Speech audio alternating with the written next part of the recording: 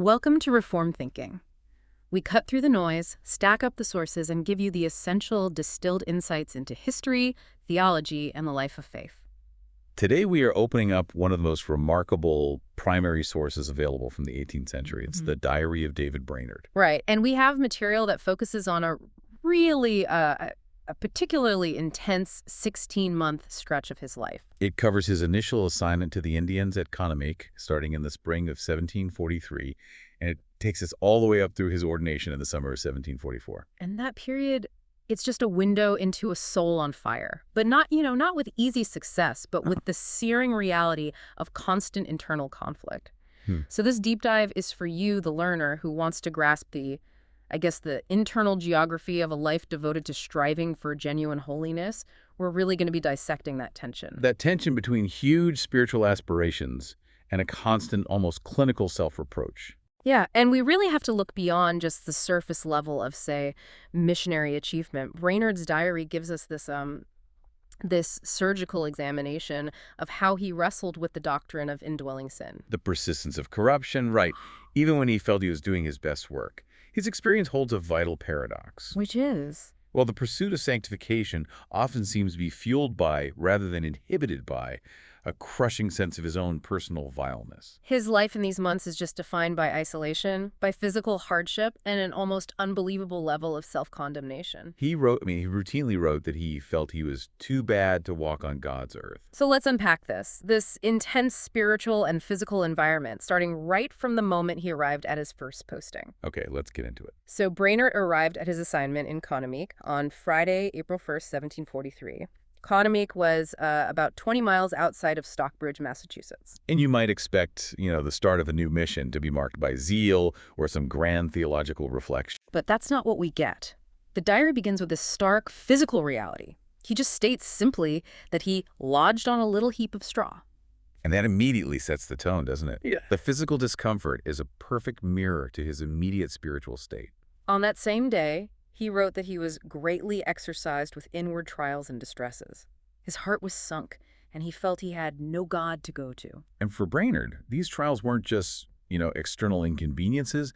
They were an assault on his very spiritual existence, centered on that perception of God's absence. I think many of us today, being so accustomed to comfort, we might hear lodged on a little heap of straw and just miss the sheer brutal contrast. The contrast between that hardship and the immense intellectual goal he had set for himself. Exactly. Converting souls. That contrast is essential. For the next 5 days, he describes a period of spiritual dejection that went way beyond ordinary sadness.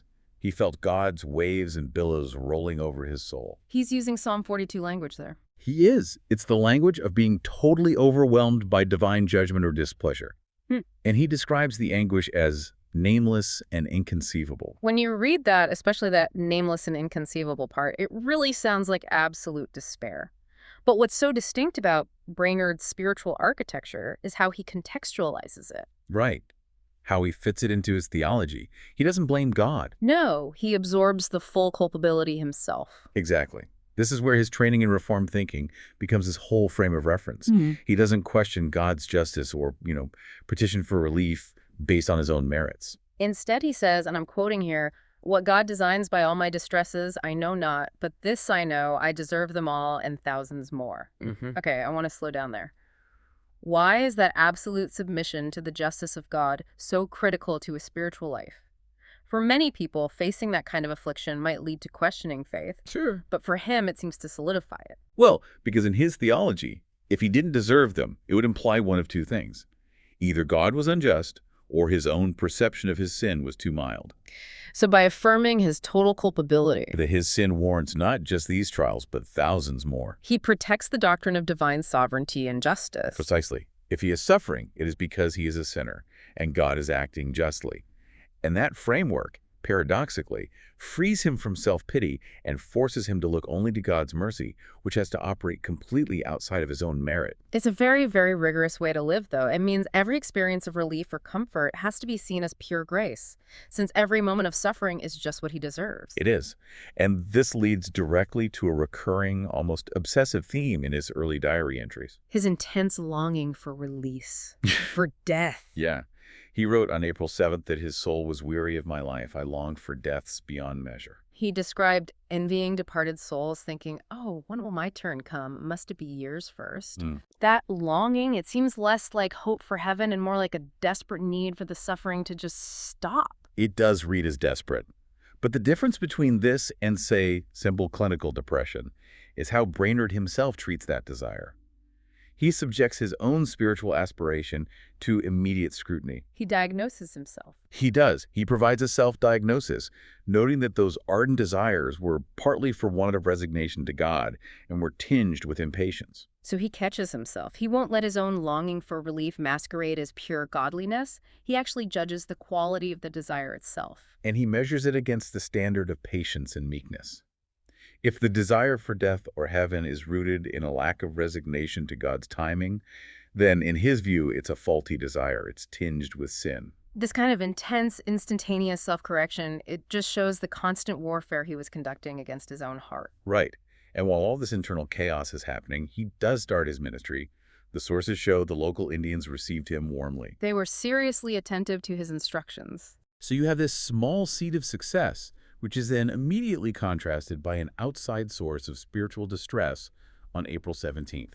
This is a really telling episode. He's struggling for grace in total isolation, and then he encounters external opposition. But not from the indigenous people. No, it was the profane Irish and Dutchmen who came into the area, and Brainerd was just intensely distressed by their profane talk and their worldliness. His reaction is incredibly strong.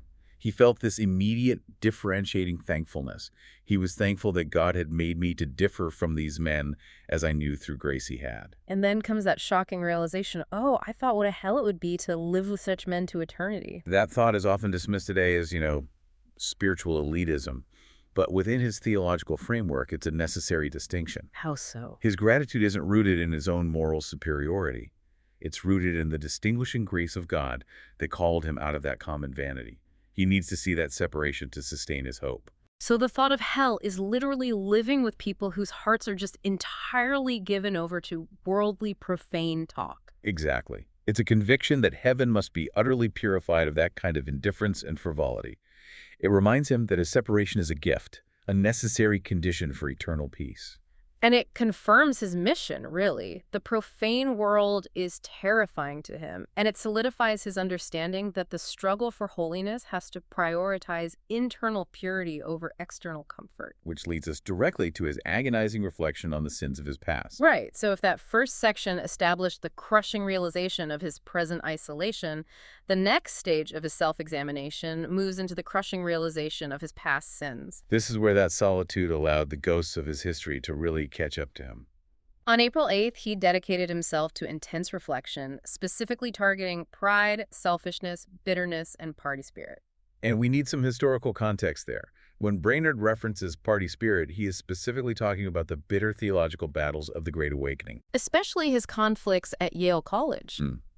Brainerd was expelled from Yale in 1742 for some rash comments he made during the height of the New Light versus Old Light controversy. Can you just explain that controversy quickly for the listener? What was at stake there? Sure. So the New Lights, they championed the revival and emphasized experiential religion, spiritual fervor, immediate assurance.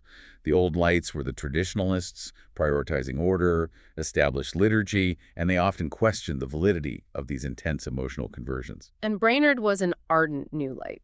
Oh, very. And he was known for being zealous, maybe you could say overly so, in his condemnation of those he thought lacked saving grace. So his conscience now, in the wilderness, is viewing that past zeal, that partisan spirit, not as courageous service to God, but as profound corruption. Yes, contaminated by pride. He realized the vile nature and dreadful consequences of his pride. What troubled him most was the realization that his self-righteous, divisive zeal might have caused others to stumble. He felt constrained to pray, "O Lord, deliver me from blood guiltiness." That phrase, blood guiltiness, it's not chosen lightly, is it? It's an Old Testament concept. It's the guilt of being complicit in spiritual homicide. Right. He wasn't just guilty of an unkind word. He truly believed his actions had potentially harmed the eternal state of others by setting a stumbling block through his pride. That weight must have been just unbearable. It required him to totally reevaluate his priorities. He confessed he had been prioritizing that contentious, visible party spirit over vital, quieter internal virtues. And he lists the things he had neglected. Mhm. Mortification, self-denial, resignation under all adversities, meekness, love, candor, and holiness of heart and life. He recognized that zeal without genuine heart holiness is just destructive to the body of Christ. This intense inward focus creates the essential spiritual paradox that really defines his life. On April 13th, he was overwhelmed by this awareness. He thought he was the meanest, vilest, most helpless, guilty, ignorant, benighted creature living. Yet immediately after that, he wrote that he knew what God had done for my soul at the same time. And this is the very definition of orthodox humility in a redeemed person. Humility isn't denying grace. It's recognizing that the gift of justification is utterly undeserved and separate from self-merit. So the brighter the light of God's holiness shines, The more monstrous the remaining corruption of the soul appears. He has to retain both, assurance of salvation and the deep, painful knowledge of remaining sin. if he lost either one, he'd fall into presumption or despair. Exactly, and he refuses to let his actions, even his spiritual efforts, diminish that sense of vileness. He takes this idea even further on May 10th. Right. He says that almost all his past actions, even those of them that I performed in the most conscientious manner, now fill me with shame and confusion. This is a deep commentary on the doctrine of indwelling sin, or what the confession would term remaining corruption. He's saying that even when he felt he had real assistance from above and sweet intercourse with heaven, those duties, even his best prayers, were still tainted. Tainted by lurking sins, pride, selfishness, hypocrisy. So how does he reconcile that? I mean, if the best things he does are contaminated, what hope does he have of pleasing God? Well, it forces him to constantly rely on Christ's imputed righteousness alone. This perspective prevents him from resting in his performance, in his sanctification, or in his duties. He's constantly driven away from self-justification. Even the justification of being a diligent missionary. Ah. And he's driven toward the finished work of Christ.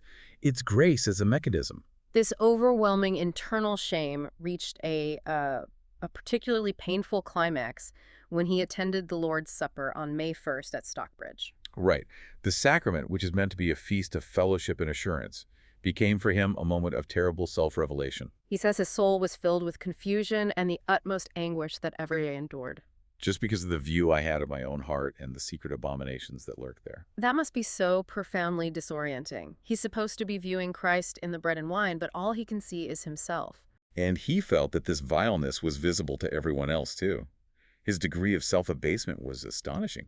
He thought, "The eyes of all in the house were upon me, and I dared not look my one in the face, for it verily seemed as if they saw the vileness of my heart." He felt this shame was so intrinsic that he would have been distressed even if he had been banished from the presence of all mankind. Yes, because the ultimate spectator was God. His shame wasn't interpersonal. It was existential. He concluded he was viler and seemingly more brutishly ignorant than the most barbarous people on earth. And that's him intellectually equating his perceived internal corruption, the sins of a converted man, with the total moral depravity of someone living completely outside the light of the gospel. That's just how severe his standard of holiness was. His distress over his perceived spiritual barrenness, that he wasn't improving fast enough, drove him to a critical theological conclusion. About his inability to act purely. On August 22nd, he recognized his utter inability to procure or work it in myself. He stated it very clearly. It is wholly owing to the power of God. He was saying he could not add to my stature in grace 1 cubit. This is the necessary conclusion for someone who believes in God's sovereignty over salvation and sanctification. If he could improve his own grace, he would have something to boast about, and his theology prohibits that. So the inability to strive perfectly forces him to rely entirely on God's sustaining grace. Right, and so his spiritual misery becomes a source of relief because it keeps him fixed on the right object. He experiences a brief moment of that relief on July 25th, precisely when he completely abandons the focus on his own holiness and productivity. He found comfort not in his personal state, but in meditating on God's eternity, power, and glory. He was comforted to apprehend an eternal, infinite, powerful, holy God, even while recognizing himself as an unholy creature. This contemplation allowed him to praise God for God's perfect attributes, separate from his own intense performance anxiety. He found rest in the perfection of the divine, not the progress of the human.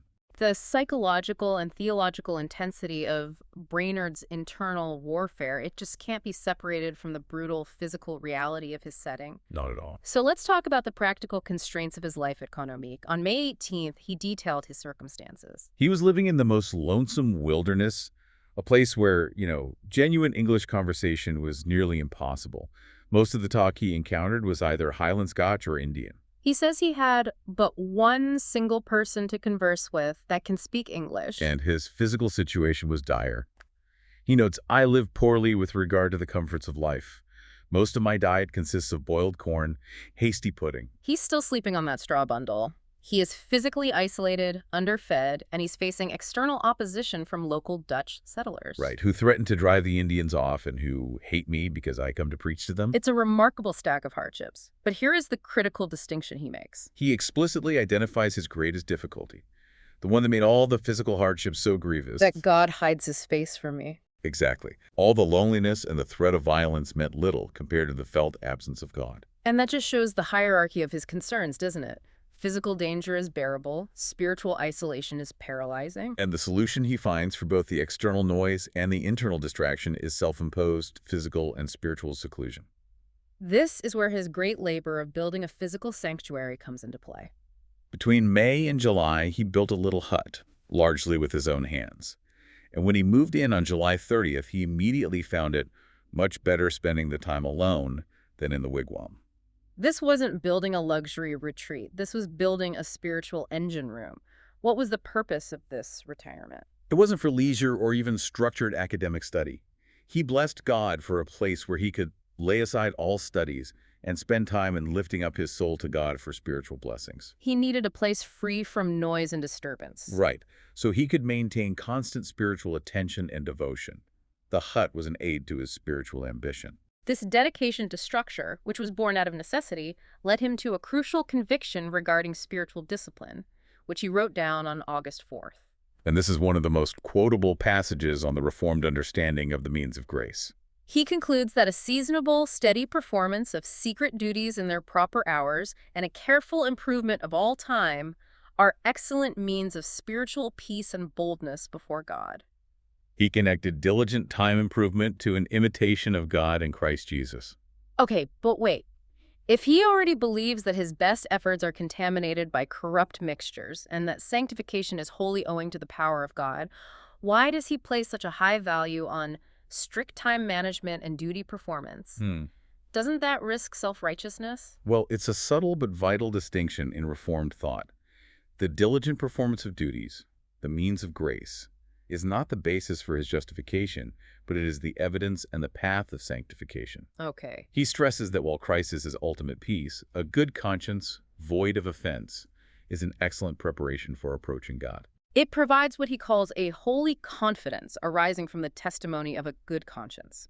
So the obedience verifies the inner working of the Spirit. Exactly. It gives him assurance through the observation of obedience, showing that the grace he received is real and producing fruit. The diligence in using the means, prayer, study, time management. It generates confidence because it verifies the inner working of the Spirit. This practice of duty steadies the soul and prevents the kind of chaotic despair he felt back in April when God hid his face. This discipline was his armor. And part of this discipline was regular fasting. The sources note he dedicated entire days to seeking grace, April 20th, November 3rd, and January 6th. And this wasn't just skipping a meal. It was dedicating the entire span of time to intercession and study. The November 3rd fast seems to have provided a profound moment of spiritual refreshment for him. It really did. He spent the day reading the biblical narratives of zealous believers, Elijah, Moses, Abraham, and seeing their faith, their zeal, their intimate experience with the living God. His soul just cried out. Where is the Lord God of Elijah? Yeah. It's fascinating. He drew strength not from abstract theological concepts, but from the historical narrative of God's faithfulness. It revived his hope of usefulness despite his vileness. Because the vision of God was clear. God is the same that he was in the days of Elijah. He also read the stories of Abraham's pilgrimage and Joseph's sufferings, drawing strength from those examples of patience. The narrative confirms the possibility of perseverance. His final major fast in this period, January 6th, was defined by this intense longing for the washing away of sin.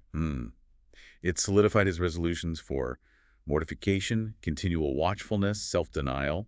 He recognized time as a moment and life as a vapor. He noted that when he gave himself over to these duties, he was loath to cease, often continuing till midnight. And he was grieved only that he couldn't maintain the devotion all night. The only true relief he found was the expectation that heaven is a place of continual and incessant devotion. The intense discipline itself brought him clarity, fervor, and a foretaste of the spiritual productivity he craved. The trials Brainerd faced were not purely environmental or spiritual.